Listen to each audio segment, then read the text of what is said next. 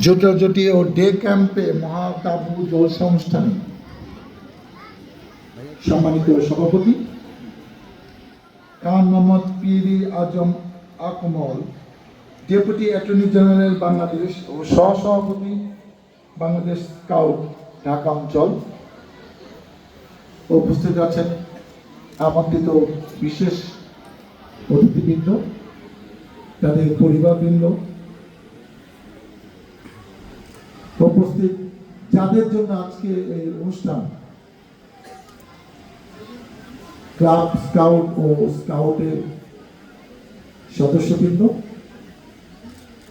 উপস্থিত সুধীমণ্ডলী এবং এখানে যারা স্কাউট নেতৃবর্গ ও কর্মকর্তা আছেন, সবাইকে আমার শুভেচ্ছা অভিনন্দন। আসসালামু আলাইকুম। আমার খুব ভালো লাগছে যে অনেক আগে আমি যখন 96-এর সংসদ সদস্য ছিলাম, 2001-এ দ্বিতীয়বার সংসদ সদস্য ছিলাম, তখন এই স্কাউটের বিভিন্ন অনুষ্ঠানে দাওয়াত পেতাম, যেটা এই 15-16-17 বছর তো কোথাও যেতে পারি নাই, নিজেরাই জীবন বাঁচাও পালিয়ে পালিয়ে ছিলাম। অনেক বছর পরে আবার এরকম একটি অনুষ্ঠানে এসে সেই পুরানো স্মৃতি সব মনে পড়ছে, যদিও সেই সব কথা আজকে আর বলতে যাচ্ছি না। যেমন তাবু জলসা যে পর্বে আমরা সেখানে অংশগ্রহণ করার জন্য এসেছি, যে অনুষ্ঠানটা শুরু হয়েছে সকাল 9টার থেকে, নানা রকম কর্মকাণ্ড হয়েছে। তোমরা আন্তরিকতার সাথে এখানে তোমরা এসেছো, অংশগ্রহণ করেছো। এই অনুষ্ঠান শেষ হলে তোমরা বাড়ি ফিরে যাবে, যে সারাদিন এইসব অনুষ্ঠান করে তোমরা সত্যিই টায়ার্ড, তোমরা ক্লান্ত, অবসন্ন। এখন এই তাবু জলসায় যেটা হবে, যে সেটা তোমাদেরকে ক্লান্তটাকে একটু রিপেয়ার করার জন্য, একটু মন ভালো, একটু বিনোদন, একটু শান্তি পাওয়ার জন্য যে পর্বগুলো করা হয়, কালচার অনুষ্ঠান হবে, তোমরাই পার্টিসিপেট করবে।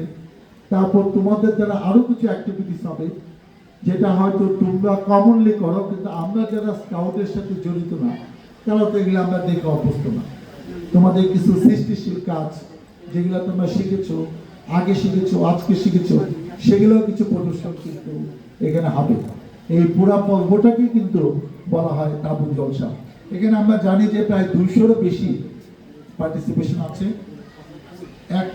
প্রথম থেকে ক্লাস 5 পর্যন্ত, যেটাকে কাব স্কাউট বলে, স্কুল লেভেলে 6 থেকে 10 থেকে স্কাউট বলে, আর ইন্টারমিডিয়েট থেকে ইউনিভার্সিটি পর্যন্ত রোভার স্কাউট বলে।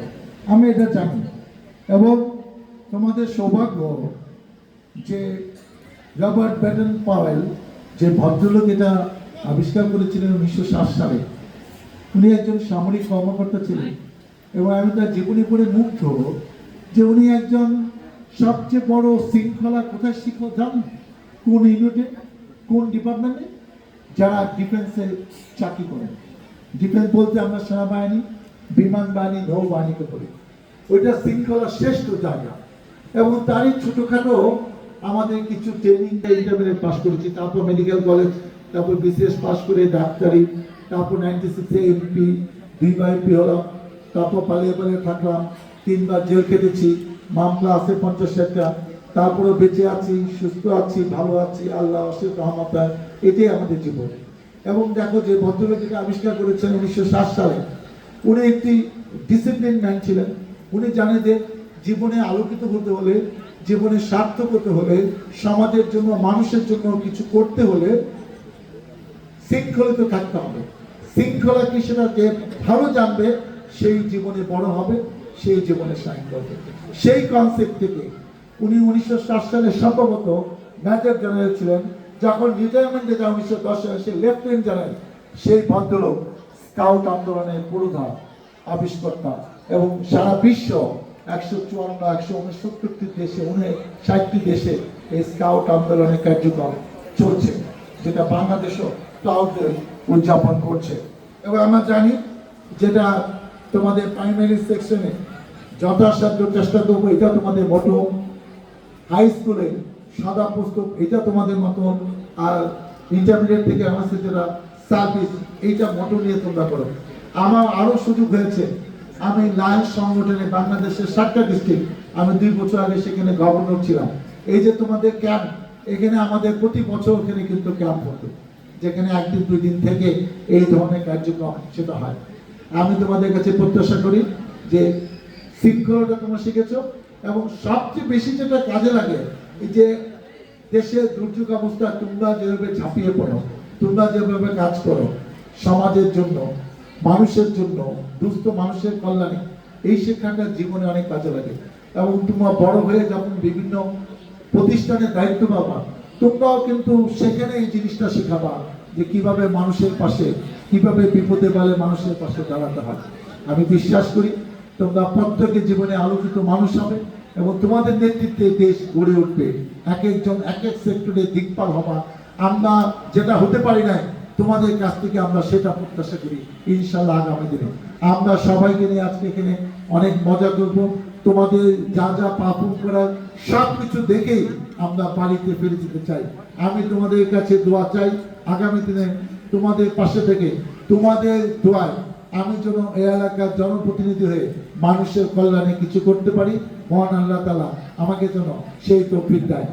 ইতিমধ্যে ফরিদ আমার কাছে একটি দাবি করেছে যে যেটা সামনে ছিল না, যে একটি কয়েকতলা ভবনের উপর তোমাদের স্কাউটদের একটি স্থায়ী অফিস, এটা অনেক আগে সামনে হওয়া উচিত ছিল। আমি যখন ছিলাম তখন এই এলাকাটা আমার ছিল, 2008 সাল থেকে অন্য এলাকা, কিন্তু সেটা ইম্পর্টেন্ট না। আমি বিশ্বাস করি আগামীতে জনগণের ভোটে হয়তো বিএনপি সরকার পরিচালনার দায়িত্ব পাবে। ভাগ্যে থাকলে যদি আমি মনোনয়ন পাই, জনগণের ভোটে এমপি হয়, অবশ্যই ফরিদের যৌক্তিক দাবি আমি আন্তরিকভাবে ব্যক্তিগত উদ্যোগ নিয়ে হলো যেখানে যেখানে যাওয়া দরকার, যাতে এটা স্বল্প সময়ে, ন্যূনতম সময়ের মধ্যে এই ভবনটা কমপ্লিট হয়, আমার তরফ থেকে আমি আন্তরিক চেষ্টা করব। পরিশেষে সবাইকে শুভেচ্ছা অভিনন্দন জানিয়ে আমি আনুষ্ঠানিকভাবে এই তাবু জলসা শুভ উদ্বোধন ঘোষণা করছি। আল্লাহ হাফেজ।